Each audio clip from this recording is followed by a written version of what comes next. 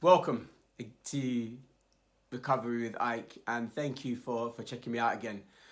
I want to start off by giving thanks to everybody who reached out to me on the back of last week's videos talking about sugary addictions.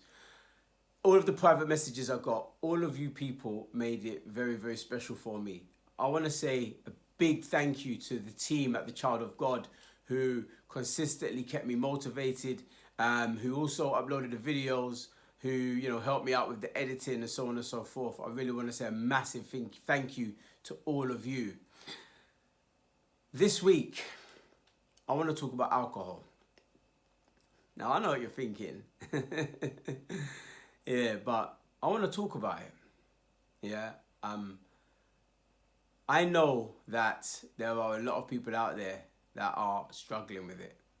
Now, I'm not here to talk about the glory days of it or to make anyone stop drinking. I just want to have that conversation about it, about its addictive properties, about why we drink it. And by opening up that kind of conversation, I want to invite you to ask me questions and to maybe evaluate, your relationship with alcohol. Now, when I talk about alcohol, I'm not just talking about the rubbing alcohol. Yeah, I'm talking about ethyl. So that's the alcohol that you drink. Now, the first question is, what is alcohol? Well, put simply, alcohol is formed when the sugars ferment from certain foods. Right? Simple. So you get wine from grapes, beer from malt barley. So the question is, what is alcohol?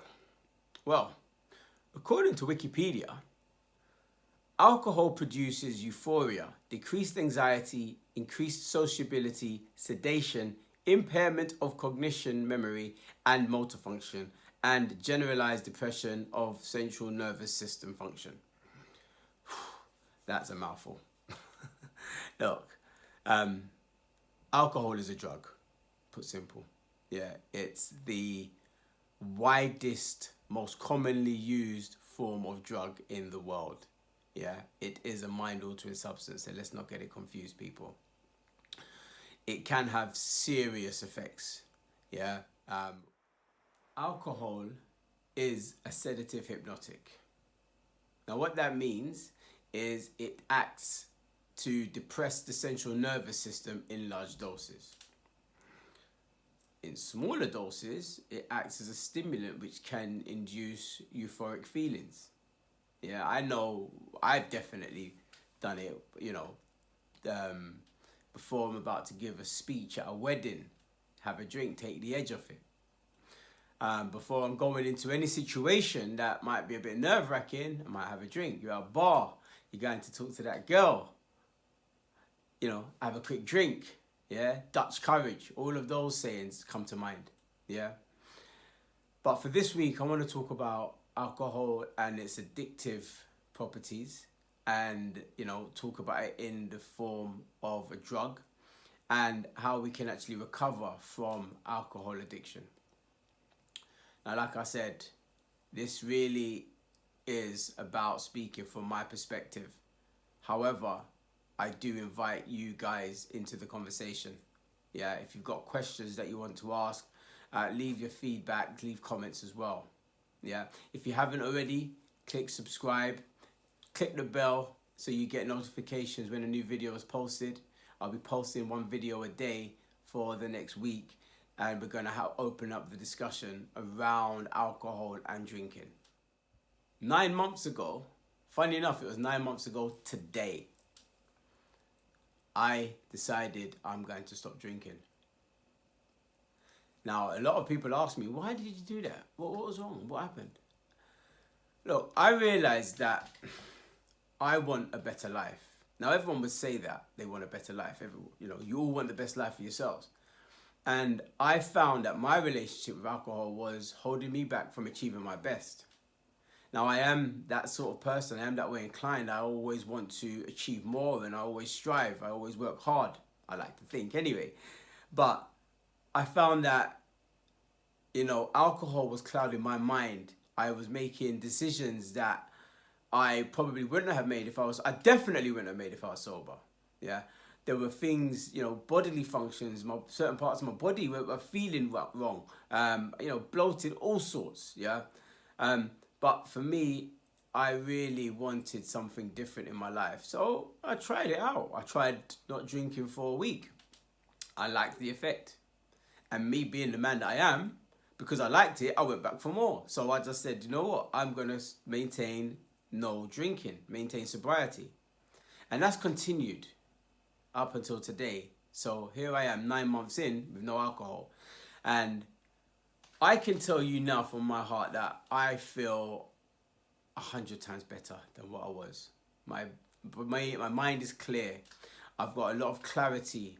My relationships with friends and family are much better. And my life is much more joyous. Now, to be honest with you, I'm not here showing off. I want to share that with you. And if there is anyone out there that is maybe drinking against their will, or even just want to explore what the impact is of alcohol and how maybe things might change without it, then this video is definitely for you. I want to talk about the effects of alcohol and the damage that it actually causes.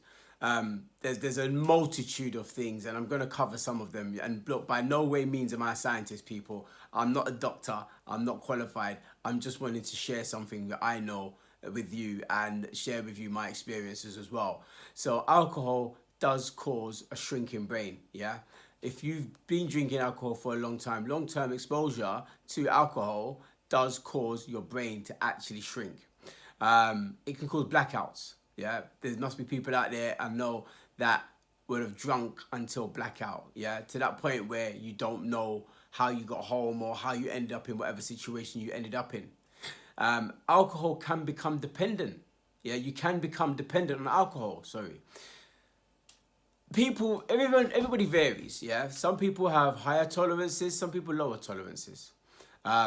So there's no one size fits all. However, prolonged drinking, you will become dependent on alcohol. Alcohol damages your heart. Yeah. Chronic heavy drinking does lead to cardiovascular disease. Yeah. It damages your liver. Yeah. Your chronic alcohol use, yeah, will destroy your liver. Your liver is there to remove harmful substances from your blood and from your body, yeah? And your liver is destroyed by alcohol. So by continuing to drink alcohol, it will destroy your liver, which will ultimately mean that your liver can't function properly and remove those substances from your body, yeah? It does cause pancreatitis, yeah? Excessive alcohol consumption or abuse can and will lead to chronic pancreatitis. It can cause diarrhea, infertility, men, yeah, and women.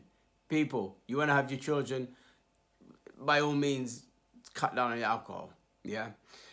Malnutrition, diabetes complications, numbness. There's a range of things. I could go on. It thins your bones. It causes birth defects, stomach distress, fatigue. There's a number of things that, excessive consumption of alcohol will cause an individual. Now, like I said, this is about opening the conversation and really opening that dialogue. I want your feedback. I want to know what you think. I've got my own opinion, and over the next 7 days, I'm going to speak about, my journey in dealing with alcohol. And most importantly, I'm going to speak about the recovery process, because that's what this is about, recovery with Ike. Yeah, I'm not here to wallow in the problem. I'm here to really speak about the steps we can take to get ourselves out of that problem. However, we must first address it and highlight that there is a problem. We're going to talk about different types of drinking. The places where we drink, how it is socially acceptable, and in some cases it's almost unacceptable for people to not have a drink. Say drinks at work, often in the workplace, You have Friday afternoon drinks where everyone gets together, either at a pub or in the office, they'll bring beers around and everyone has a drink. And it's almost frowned upon if you don't have a drink at that point. We're going to talk about social drinking. Drinking after work. You know, you have a drink with dinner. Sometimes you have pre-drinks. When you're going out, you'll have drinks there. Sometimes, even in my case, there's the after party or the after party where you're having more drinks and you're continuing to drink. Sometimes we drink to forget about something. You know, if we're going through something emotionally, we might have a drink to ease the pain that we're feeling. If we're drinking when something good happens, we drink to celebrate. A baby's born, wet the baby's head. It's that thing of have a drink. At the football game, you have a drink. You know, the drinking is a thing which is commonplace throughout our society.